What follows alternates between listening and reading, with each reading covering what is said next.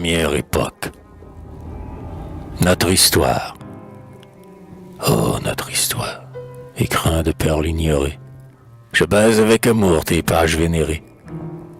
Au registre immortel, poème éblouissant que la France écrivit du plus pur de son sang. Drame ininterrompu, bulletin pittoresque, de hauts faits surhumains récits chevaleresques, annales de géants, archives où l'on voit, à chacun des faits qui tournent sous le doigt, resplendir d'un éclat sévère ou sympathique, quelques noms de héros ou d'héroïnes antiques, où l'on voit s'embrasser, se donner la main, les vaillants de la veille et ceux du lendemain, où le glaive et la croix, la charrue, le livre, tout ce qui fonde, joint tout ce qui délivre, brille, vivant trophée où l'on croit voir s'unir, aux gloires d'autrefois celles de l'avenir. Les gloires d'autrefois, comme elles sont sereines et pures devant vous, vertus contemporaines. Salut d'abord à toi, quartier, hardi marin, qui est le premier foulard de ton pas souverain, les bords inexplorés de notre immense fleuve.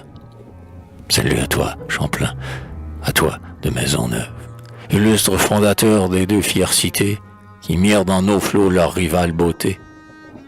Ce ne fut tout d'abord qu'un groupe, une poignée de Bretons brandissant le sabre et la cognée, vieux loups de mer bronzés au vent de Saint-Malo, percés depuis l'enfance entre le ciel et l'eau, hommes de fer, altiers de cœur et de stature, usant, sous l'œil de Dieu, fait voile à l'aventure, cherchant, dans les secrets de l'océan brumeux, non pas les bords dorés d'Eldorado fameux, mais un sol où planté, signe de délivrance, à côté de la croix, le drapeau de la France. Sur leurs traces, bientôt, de robustes colons, Poitevins à l'œil noir, Normands aux cheveux blonds, austères travailleurs de la sainte corvée, viennent offrir leurs bras à l'œuvre inachevée. Le mot d'ordre est le même, et ces nouveaux venus affrontent à leur tour les dangers inconnus, avec des dévouements qui tiennent du prodige. Ils ne comptent jamais les obstacles, que dis-je, ils semblent en chercher qu'ils ne rencontrent pas.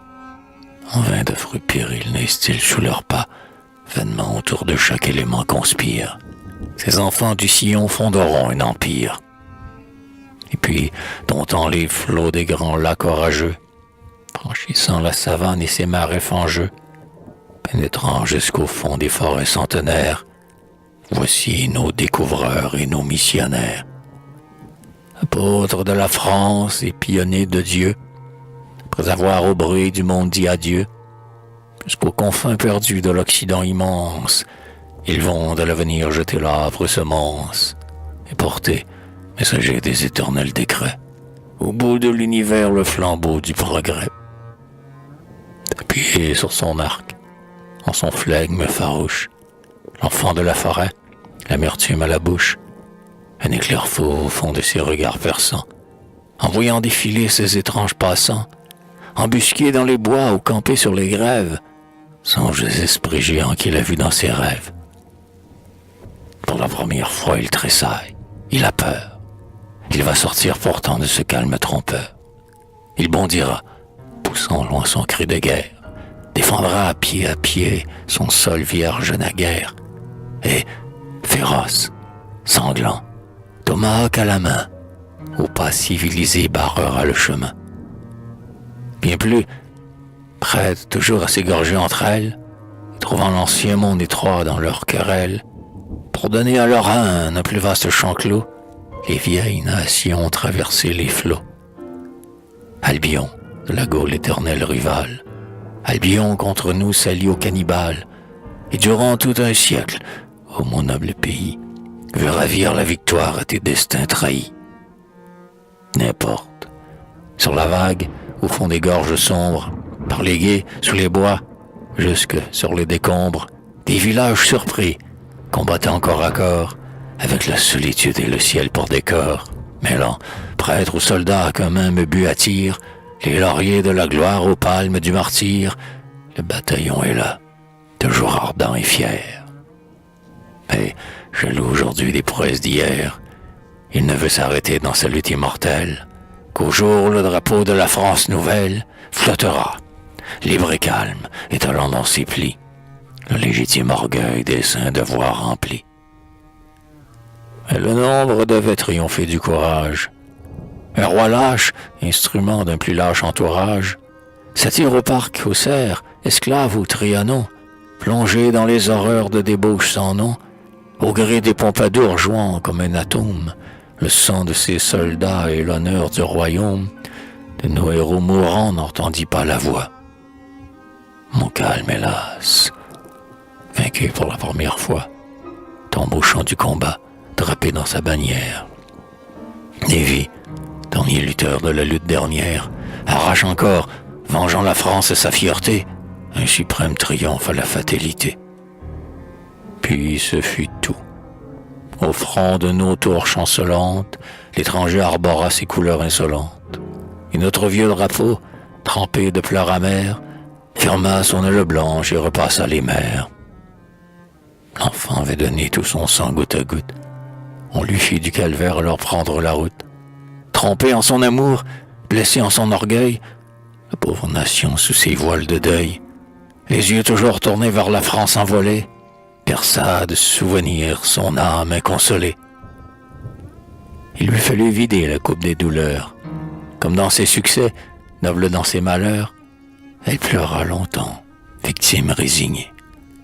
Mais un jour, on la vit se roidir indignée et défier soudain, du geste et de la voix, les tyrans acharnés au lambeau de ses droits. La lutte, qu'on croyait à jamais conjurée, renaissait plus terrible, plus désespérée. Il fallait renier la France ou bien mourir.